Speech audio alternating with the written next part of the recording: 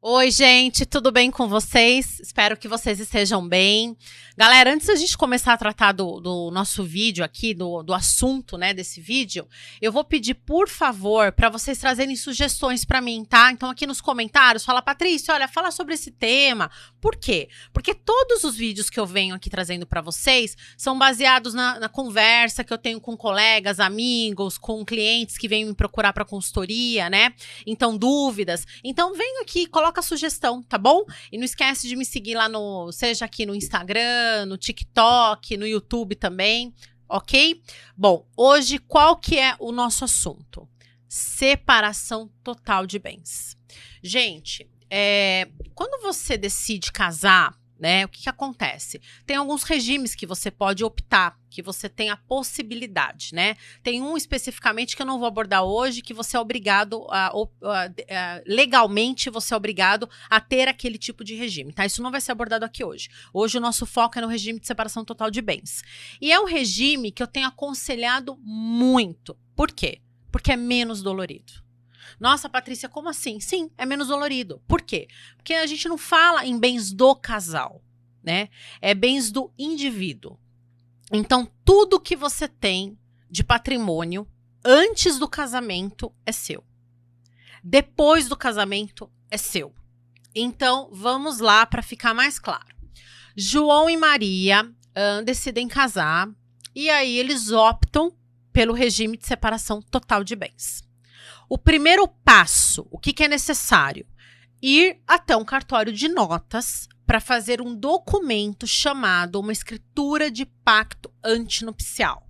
Então vamos lá. O pacto antinupcial não é só no caso da comunhão universal de bens.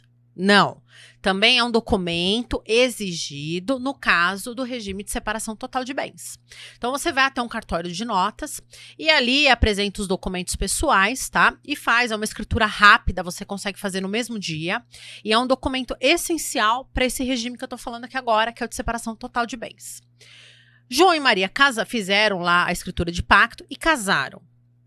Quando eles casam, o que é do João continua sendo do João, o que é da Maria continua sendo da Maria.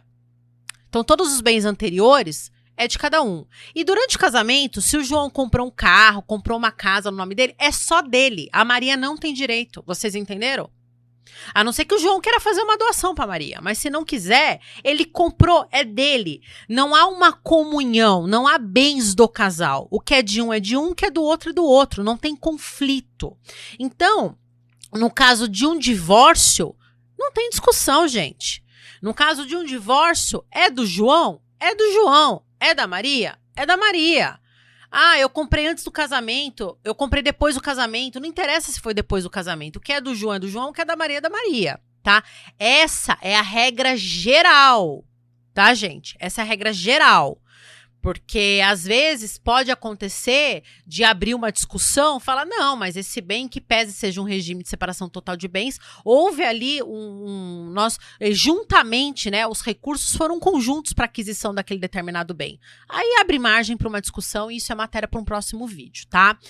Eu também quero trazer para vocês, mas é matéria para um outro vídeo que eu quero que vocês depois assistam, a questão, no caso de falecimento. Tá? Só uma dica, não é igual no caso de divórcio. Então, regime de separação total de bens, divórcio é uma situação, falecimento é a outra.